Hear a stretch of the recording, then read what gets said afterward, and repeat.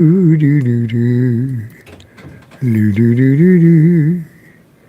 Doo, doo, doo, doo, doo, doo. Hello, hello, hello. It's episode 7 of the 98-Year-Old Man, the podcast. Yes, why is it called 98-Year-Old Man, the podcast? Because I said it should be. Hi, I'm Bobby Kelly, also known as 98-Year-Old Man, recording on YouTube and many other social media sites. And I'm running for president. I haven't filed my papers yet, but I hope to make the petitions available as soon as they'll be valid. And the petitions will be only for the state of New Hampshire. You must be a citizen of the state of New Hampshire in order to, a registered voter in the state of New Hampshire, in order to sign the petition. And like I said, I have to find out exactly when those petitions are valid, what are the parameters of valid signatures and all that good stuff. So I'll be bringing that out on future podcasts, but right now on the podcast, generally what I've been doing is trying to confine myself to what I'm running for. And in general, I don't know if you know Jordan Peterson, but I watch a lot of Jordan's material content. I think it's content. But anyway, watch a lot of his content, and a lot of what he says I agree with. I'm not too sure about the conspiratorial nature of the electrification argument is true. So I don't subscribe to. There are things I don't subscribe to in his philosophy, but in general, his philosophy seems to be in general agreement with me. And not too, and mostly it's just sensible stuff as far as I'm concerned. But one thing he probably doesn't approve of is my take on the House of Representatives. And the reason I have this take on the House of Representatives is because right now in the House, I think the representation is on average 761,000 people in a congressional district. So that means that congressman is representing 761,000 people. 761,000, nearly a million people represented by one Congress critter. Originally, the Constitution says there should be one Congress critter for every 30,000. I think in past podcasts I've said 32,000, but it's 30,000. So and the population of the United States, and when they set it, was at about 83,000. When they set it at around 435. How many seats there were in a House, and so therefore how many congressional districts there could be. Now they did this mostly because of bureaucracy. They didn't have enough enough people to copy all this stuff and send out the mail and do all that stuff. So bureaucratically, they had to do something, and what they did was make it a specific size, and have since that time been expanding how many people that represents. So even in 1883, when they really first started doing it, one congressperson represented 151,000, 5 times as many as originally enumerated in the Constitution. So it means that the House is not representative of the people; it's representative of a mass of people, and then it becomes easier to control that population. Is the more you mash them together and divide them, because it's in the division that the votes are won. Essentially, when you divide into Democrats and Republicans, that's how they win their districts, because they're either D or they're R, and you get most of those people to vote for you. And then there are independents. Now, right now, the soul of the independent is in the balance all the time in all of these elections, because the primaries, in some states, they don't even allow you to vote if you're an independent in the primary. You can only vote in the general. Personally, I think that's it's not how we do it in New Hampshire. In New Hampshire, you can declare in the primary you want to vote in one or the other, and do whatever damage you want voting, and then switch back right afterwards, which I've been doing. Well, it was that way in Massachusetts too when I started voting first in Massachusetts, where I was born.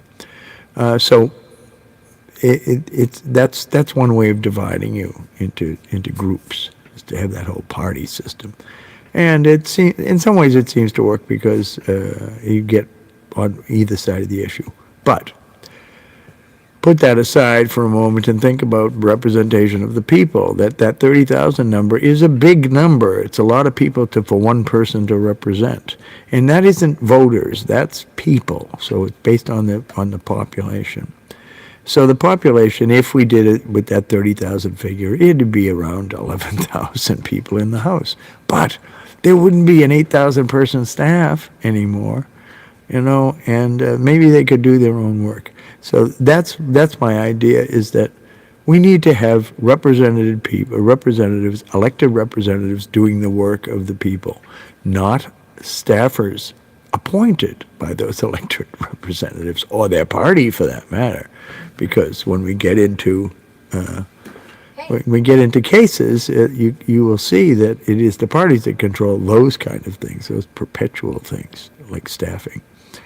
So anyway, I'm going to run. That's one of the issues that I'm running on. The other is decreasing the span of control of the executive branch, because it is just out of hand. The Congress doesn't do any real oversight anymore, except this show trial kind of stuff that they've been doing for the last few years.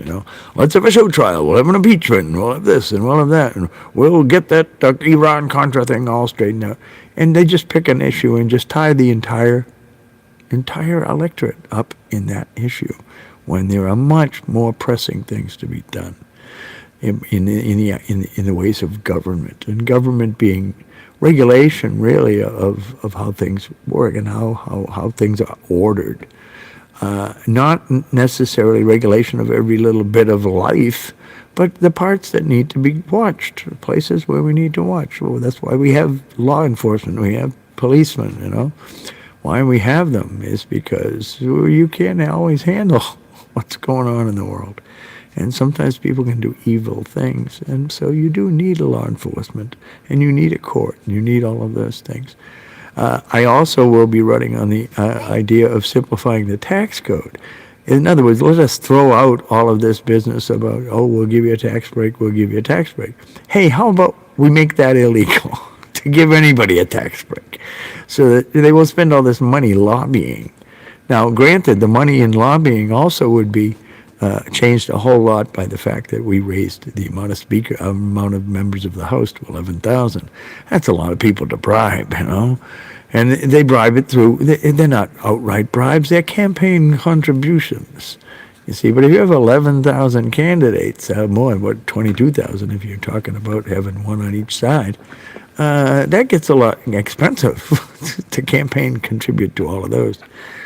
And also the fact that you only need to convince 30,000 people to vote for you, or less than 30,000 people, a sizable half at least of that 30,000 that you represent, then that really makes it a lot less onerous to get elected. And they won't have to spend a whole year trying to get elected. Because right now they spend a year in Congress, I don't know what they do for the first year, making friends, I think, and the committees and all that, and then learning the ways. And then the second year they have to spend the time campaigning to get elected again. And we can make that a little less onerous if we have fewer people to campaign among for each individual seat. So we also reforming the tax code. Now my own idea is just throw the whole damn thing out right the way it is right now, and just have a table. Here's a table. This is what you pay on taxes. It's all only income.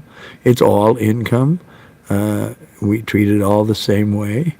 This is capital gains, and we shouldn't tax it that way. Well, I'm not sure if that's the right thing. Maybe it is the right thing to encourage investment, that we do tax capital gains differently than we tax income. But I'm sorry, once you put it in your pocket, it's income. So maybe we change the way that we do that. But the thing is we bring in about $2 trillion in taxes every year, and we don't spend it well. We always overspend it well. All this off-budget stuff, like, well, that's the war in Ukraine. That's off-budget. That's not on the budget. But it's money. It's our money. It's not their money. There is no such thing as government money. All the government money belongs to the people that pay the taxes. As simple as that. So we could probably collect more than $2 trillion if we changed all of this exception nonsense that we have in taxes. Now, would I get rid of the holy exemption of mortgage interest that encourages home ownership? No, I probably wouldn't get rid of that. There's some things that it makes good sense to make those kind of concessions on. And I tell you, the restaurant and entertainment business was a lot better off when you could use your expense accounts, and write off that as expenses. Yeah, as a business, you can't do any more things. You can't buy donuts at meetings anymore. Oh, we can't write that off anymore. It's like, for gosh sakes, we're talking about donuts at meetings, guys. I like donuts at meetings. So there are some arguments to be made for some exceptions and exemptions in the tax code, but they needn't be this thick. I actually should get a copy, or actually ask, because I don't want to print out the whole damn thing. But how many pages are in the tax code? How tall a stack of paper is the tax code? I mean, it's a whole industry. And is it an industry that is productive? I'm not sure. I'm not sure that it is a productive industry. A lot of these industries that roll up around government are rarely productive industries. Let's take the whole political consulting business, the business of framing, being able to frame arguments. There's people that spend all their money and time on this. It's very expensive. They're very expensive political consultants that people need to consult in order to know what the people want. It's like, no, the way to know what the people want is to talk to the people, and not to have too many of them to talk to that you can't talk to them all. So I'm vehemently opposed to many of the ways our government works. With 11,000 members, we probably could keep an eye on things a little better than we do. And mostly keeping an eye on all these departments that we've created for the presidency. The department of this, the department of that, the agency of this, the agency of that. They're all under the executive for executive power. Does our executive need that kind of power? I don't necessarily think so. There are things that should be left to people that are closer to the people to understand. The Department of Agriculture in Washington is a joke. The closest thing to agriculture in Washington is, what do they grow? Cherry blossoms. I mean, there are farms outside of Washington, but there aren't any farms in Washington, D.C. So the Department of Agriculture is probably better served by being out where the agriculture is going on, more than it is served by an office in Washington, D.C., and a giant staff in Washington, D.C., and a whole department of executive people that fill it up. Now, granted, a lot of that is civil service. Well, there's nothing wrong with civil service. I approve of civil servants. I think one of the great things we do, our weather forecasting system, is amazing. Truly amazing. I look at what is put out by our United States government for free. It's not really for free because it's coming from our taxes, but it is stunning. It's a stunning product done by scientists, and there's no argument about it. They're not arguing about that. They make forecasts, and the forecasts are pretty damn good. Since my youth, they've changed enormously. They used to be, if there was a week out, they'd be like, maybe 75% right. They're like 90% right now. And when it comes down to like 2 days, they're like 99% right. It's crazy that this kind of data is right there, and it's generated by our government. And then there's all these other people that sell it as though it was theirs, or put their own little spin on it, and then they say it's theirs, and people pay for it. So we leverage an entire industry by providing that kind of data. These are all legitimate things that the government should be doing. Absolutely. I think, when people say, oh, why is the government studying this? And it's not the government. They're paying a grant to some scientist somewhere to do this work, whether it's gain of function on coronaviruses at the Coronavirus Institution. It's kind of, hey, greetings, how you doing there? Who's that? That's Flim? Flim. Pleased to meet you, Flim. Hope you guessed my name. Anyway, let me just see if I can bring this up on my live list here. Going to find me episode 7 of my live list. There we go. Have we got it on? We do. Here it is. It actually says it's live now. I can do this. I can turn that down so it doesn't feed back on me. Actually, I could see if it's actually working. Why is that? I want to show activity. I don't know any moderators. I don't have any, I don't believe. Life is good. My day is well. Thank you very much. I'm just waiting for that to tune in. Anyway, greetings and salutations to you. So yes, I'm running for president. What's that on my cap? There's a lot of things on my cap. There's my rainbow, and my. Did I take that off and put it on my? I think I put it on my suit, my flag, my rainbow flag. It's on my suit. That is the Intrepid Audience Members pin.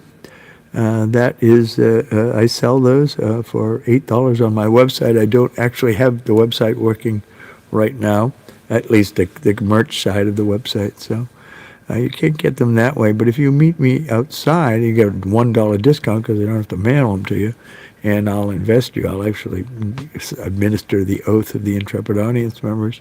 The Intrepid Audience Members is an organization dedicated to being intrepid in support of the arts.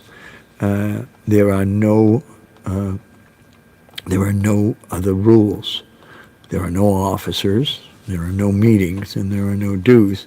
And you're supposed to get a free pen, but I can't be free anymore. I've gave out like over 1,500 of them in my life. So the only way you can get a free one now is in this. I mean, technically it's not free. If you subscribe to me on TikTok, then you, after 3 months, you will receive a free pin. So it's not free because you've paid into the subscription for 3 months, supporting me in what I do on TikTok and what I do on all of these social media platforms and content platforms. People said, "Oh, you make content?" No, I say I make content. That's what I make. Anyway, so the presidential committee, the presidential election thing will happen. I'm going to do this. I'm going to campaign. Because I'm an independent, I'm really going to wait until not wait until the primary season is over, but I'll be talking during the primary season, and talking in opposition or in contrast, I will say, not opposition, to what's going on in the primaries and who's voting for whom and all of that. I will express an opinion for both of the primaries, who I believe is a worthy candidates. But as an internal, as an independent, I have to wait till the primaries are over because you try to cut through too much noise when you're doing that. And then when you get to the general. So yeah, well, if you don't have to get to TikTok, like I say, you can see me sometime out in the wild when I'm playing, performing somewhere, if you're in the neighborhood. And eventually I will get the recording.net merchandise side of the house set up so that I can do commerce, It's much needed. I'm glad I'm in England where politics doesn't become so tribal. Oh, please. It has become pretty tribal in England, I believe. Conservatives versus the liberals, or the social, I don't know, what do they call them? Whatever the side of the house. There is a conservative and liberal side of the house, and if you don't think that Brexit thing was tribal, then I don't know what the hell you're talking about. Plus, England, you don't have as many tribes. You got the Scots, you got the Wales, and you got the English. It's Britain, the United Kingdom, and you got Northern Ireland. But really, you've had a pretty stable electorate for many, many years. So, yeah. It may not, I don't think you have the tribes available to you. Americans, with the way things go. Good day, chap. All right, how you doing? Good day to you, too. Good day, that must be an Australian. I think maybe not. Either that, they're telling me see you later. That could be. That's a different way. Anyway, this is much longer than the podcast should have gone on. I wanted to talk to a few things about what Jordan Peterson was talking about recently about immigration, and everybody's concerned about immigration, and we should be concerned about immigration, but demographically, America is going to need the citizens, new citizens, and we've always been an immigrant population. I mean, really. It's a different style of politics. Brexit was just a conflict of interest. Everyone had a legitimate reason for their votes, and I could see both sides. Whereas Republicans versus Democrats, well, we're a much larger country too. You've got to admit that, and we are organized very differently than you. The 50 states are essentially 50 separate nations that have ceded a little power to the federal government. Not all of it, because the 10th Amendment says that anything that's not in the Constitution belongs to the states. That's why we all have separate licensing, all that stuff. Our marriage is state by state. It's not by one giant, we all believe this is marriage.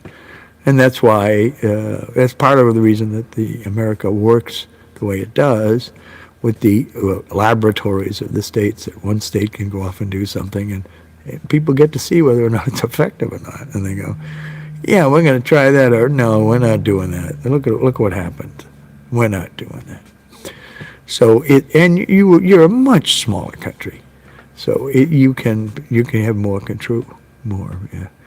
Yeah, that's true. It's tiny, and most places are, except Russia. Russia is huge, not as big in population. China, again, huge, plenty of population.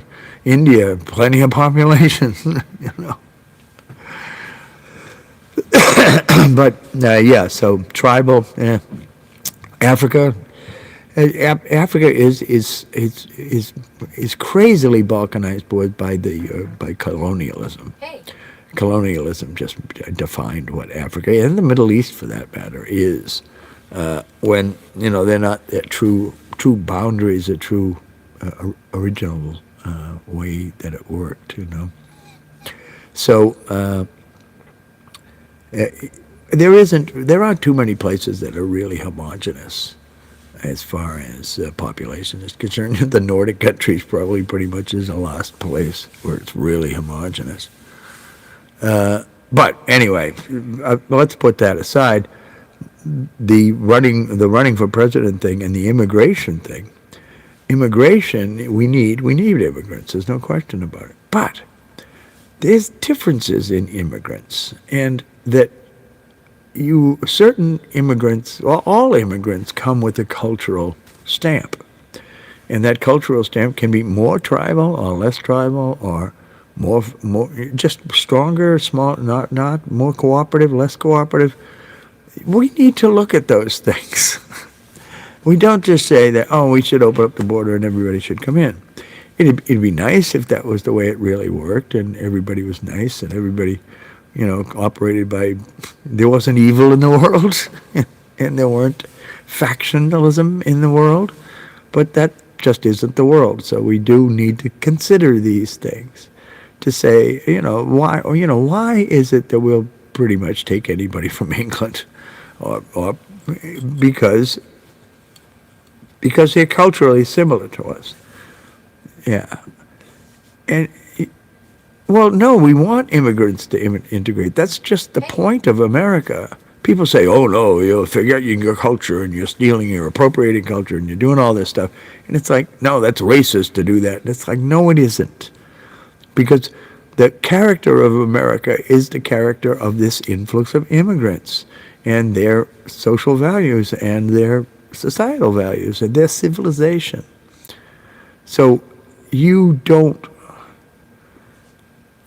want to bring, it's like, okay, we bring a lot of Chinese communists in that really still believe in Chinese communism, not people that are fleeing Chinese communism, but people who are really invested in it. That's a dangerous thing if we say, oh, we open up the border and we're going to take 55 million of you guys every year. That would change our society enormously. So this is what I mean about cultural sensitivity to what's coming in to the country, who's coming into the country. We need to pay attention to that. We can't just have a completely open border. It'd be lovely to do that. I really liked the old way of doing things when Americans could go into Mexico and Canada with just a driver's license and come back and there was no problem. I don't know why that can't still exist. But I do know that we do need to control exactly who's coming across this border and for what reasons. Are they people who are encouraging this because it will put them in power and keep them in power? That's something to consider. I mean, it's not like it's not true. Nobody would ever do that. Yeah, nobody would ever stuff a ballot box. I mean, Richard Nixon, when he was defeated in the 1960 presidential election, there was some questions about the vote in Illinois. And Nixon's campaign people was saying to Nixon, hey, we should contest this. But Nixon was a statesman, and Nixon said, no, this isn't good for the country to do that. We'll concede to Mr. Kennedy. And he did, and we got President Kennedy, who was decidedly a popular president. He made some very bad errors. He also made some great strides in office. He certainly kicking off civil rights legislation, certainly laying down the law as far as the federal government is concerned about equal rights. That we are an egalitarian society and we need to remain an egalitarian society. No, I'm not. I mean, Jordan Peterson would hate this part of me, but I'm a dedicated hedonist. I live for pleasure, but the way I look at that is that it's life, liberty, and the pursuit of happiness, and that's what this hedonism is the pursuit of happiness.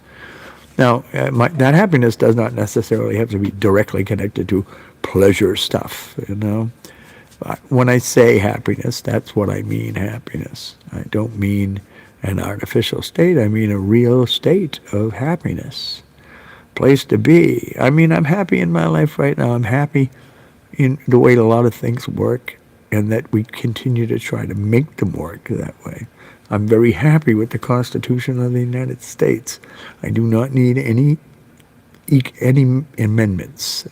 Maybe the Equal Rights Amendments, yeah. Yeah, you can disagree. That's just the point of somebody like Jordan Peterson, is that you can disagree with him.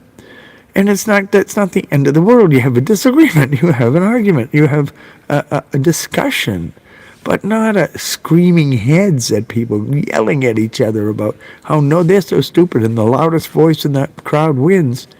No. And not temper tantrum either. If you don't get what we want, we'll burn down the town. Well, how is that cooperative to civil society? I mean, we want civility, we don't need people to be uncivil. Yeah. We need to be able to disagree. Disagreeing is important. One of the things in the United States is the freedom of religion. It's not freedom from religion. And people say, oh, we're a Christian nation. No, we are not. We are a nation that was founded by people who had theistic notions. They all believed, I believe most of them believed in God, a God that ran things, that set it all up and made the rules. I don't know that they all necessarily believed that in particular, but in general, that's been our culture. I mean, we opened Congress with prayers and all of that stuff, and they were very Christian prayers. It's not like the rabbi is getting up there to recite. And you know, our military, we have chaplains for everybody. We don't just have chaplains for our particular religion. Like the C of E, we don't have a national religion. But freedom of religion does not mean freedom from religion. That the people, everybody has a right to practice their faith in their particular way of practicing. So yeah, it's important to understand that you can disagree about things like that. You can disagree about religion, but I can't make a law that says you can't practice a religion. No, none whatsoever. And the business of how these things are transmitted down to the states, that some things are incorporated into the Constitution, so that the Constitution is incorporated into the states, because the 13th and 14th Amendment pretty much do this. Say that things that are decided at the constitutional level apply to all the states, not just to the federal government. So the Constitution applies to the state governments as well. They cannot make a religion, a state religion. They cannot. It just cannot be done according to the Constitution. Now, originally that wasn't the case. There were states with religions, official religions. There aren't any anymore. It's not allowed under the Constitution. The only amendment that hasn't been incorporated, as they say, under the 14th Amendment, or 15th, it's the 14th, I believe is the right to bear arms. Now, in a lot of states, that has been, they didn't bother to wait to incorporate it. They put it in themselves. There are a lot of states that have right to bear arms in their constitution. Some had it before they became states. They had that right in there. But that's from a time when people were disarmed by the government. You know. Yeah, we do have the power. We do not. But that's why I say also that we need a bigger house, because the people are not being truly represented by the house as it exists. 435 people cannot represent 133 million people. 133 million people. No way. And one representative cannot represent 700,000 constituents. No way. It's just, and there are some that are a lot bigger than that, and there are some that are smaller, but the average size is around 700,000, 790,000, something like that. It's a crazy number to say one representative, one elected person per that many. No, I really like the original enumeration, one for every 30,000. We can accomplish it bureaucratically now because of our amazing computer systems and our amazing ability to run a bureaucracy. I'll tell you one thing, we know how to run a bureaucracy. It was, what did they say, a bureaucracy. The Romans invented it, the church perfected it. You know?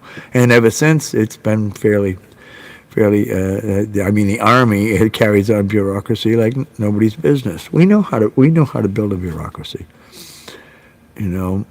Yeah, well, we need to think about all of these things, because they're slowly stripping them away from us with these crazy representations.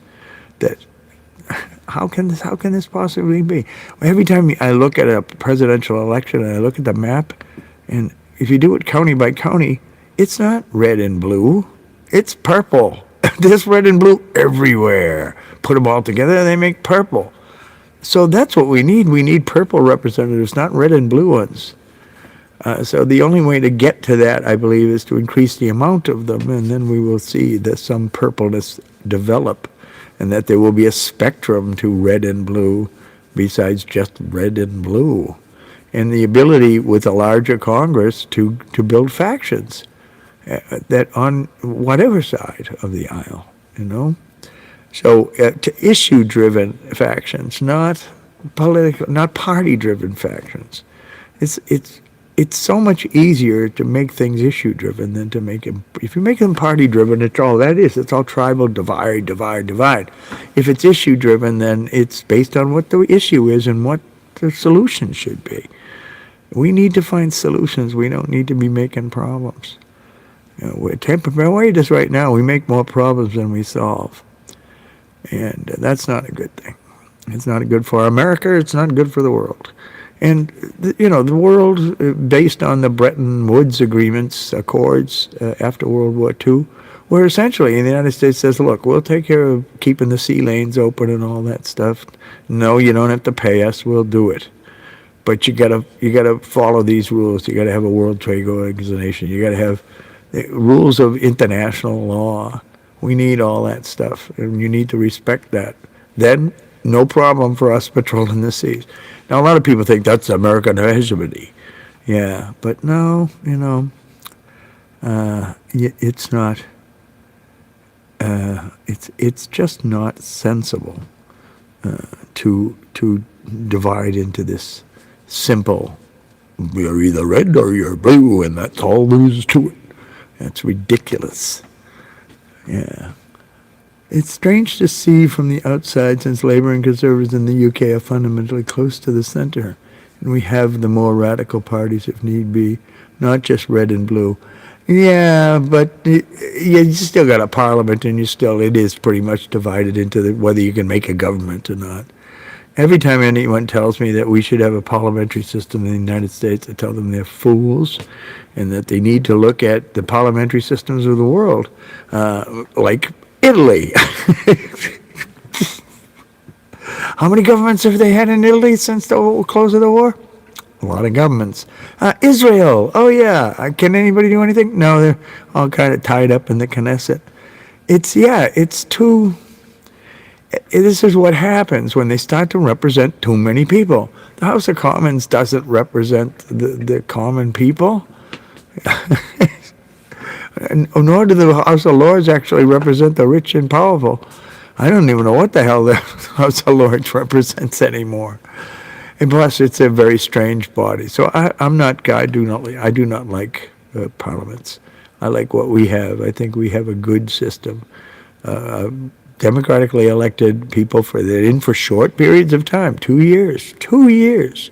A congressman's term is, and 6 years for senators. And that makes great sense. 6 years, 2 more years than a president. So that you can have this continuity of political identity of each state. And it is just two senators, because that's what makes everybody equal. All the states are equal in the Senate. There's only two of them to vote, and equally powerful. Maine and Delaware have the same power. Delaware and Texas have the same power in the Senate. Now, in reality, is it the same? No. Being a senator from a big state has additional power, just granted by the size of their state, by their industry, by their GDP. This is going on for a long podcast. We're almost up to 40 minutes. That is how the United States works. The representative body is the House, and the House needs to be bigger. It needs to be bigger to accommodate that diversity of thought, and to have more people thinking about these problems, and elected people thinking about these problems, not staff people appointed to be thinking about these problems and going to talk to lobbyists, corporations to write legislation that representatives don't read. Believe me, it'll get read if it's being written by one of those 11,000 members, because they have a vested interest in making sure it gets read. And they also have a vested interest in not making gigantic bills like that. These omnibus bills that have everything and its brother in them. Oh, and we passed it because it would be easier to pass in this big bill because we're going to spend a lot of money in this big bill. Yeah, no, that's not the way this should be doing. They should be conscious of the fact that they're spending our money, that they're spending their constituents' money anytime they vote for anything.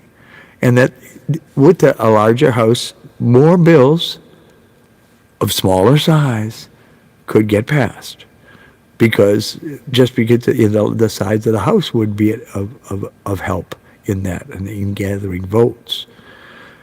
It'd be a virtual House. Obviously, you can't have I don't want to build an 11,000 member building in Washington. I don't think we need it. We already have a House there. We can divide up this existing seats so that this representation is taken care of, and there's some ad hoc seats that are there that they can be granted when the time of need be.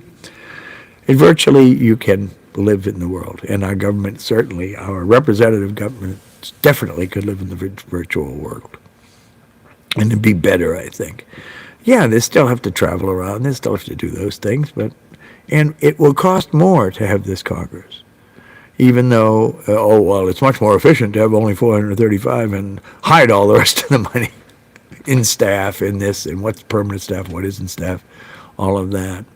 But as far as political staff is concerned, it's about 8,000, 9,000 people. And all told, the staff, I think, is 13,000 total to run the Congress. There's some staff that just doesn't go away, the printing office, the post office, all of the stuff that just running the House requires. But we don't need to perpetuate the old ways of doing things, because those ways were invented to accommodate a bureaucracy that doesn't exist anymore. That we don't have problems maybe promulgating emails or mail around. We don't have problems copying stuff. We don't have problems having big meetings with a lot of people over vast distances. We don't have those problems. So that has all gone away. All of the reasons to have a small House have gone away. There's no reason to have a small House anymore. It'd be better if we had a bigger House, and they'd be elected people, and they do their own damn work. That's the most important thing, that the congressmen that you elect are actually doing the work. It's I mean, it's important for every citizen to be politically aware, or at least as politically aware as they need to be. And so I want to encourage that civic spirit. I also want people to understand how the damn government works. Because if only the people who are elite know how it works, then the only people who are going to benefit from government are them. Just read the Constitution. One of the things about the United States Constitution is that you can read the whole damn thing before breakfast. The implications of it are large, and there's lots of commentary on the Constitution, but the Constitution itself, you can read the whole thing before breakfast, and then just follow the rabbit hole on that stuff. Why these things exist, why is this right important? As we go down to the whole list of rights, the 10 items in the Bill of Rights, I think there were originally 15 or 12 in the Bill of Rights, and 2 of them didn't get passed. And you can go back and look at that to see how that is. Yeah, you start there with the Constitution of the United States, and then take a look at the Constitution of your own state and see how that differs from in New Jersey, the Constitution has a clause about if you live more than 2 miles away, you get a ride to school. I don't know why that belongs in the Constitution, but it's in there. Constitutions usually should be real kind of fundamental documents, but every state is different, and they're all run slightly differently. So look at those 2 foundational documents first, and then go from there. Follow the rabbit hole down on YouTube or wherever, the entire Google verse or the metaverse or whatever verse you live in. You can get a chance to know it. So this has been a rather long podcast. I thank you all for staying in here and hanging with me, and I hope you'll come back again to see episode 8, 98-Year-Old Man, the podcast. I'm not 98 years old, but someone once called me 98 years old on a free boot of some of my material. One in particular stayed up at home, so I've just adopted it because, hey, it's a good clickbait title. Take care. We'll see you on the next 98-Year-Old Man, the podcast.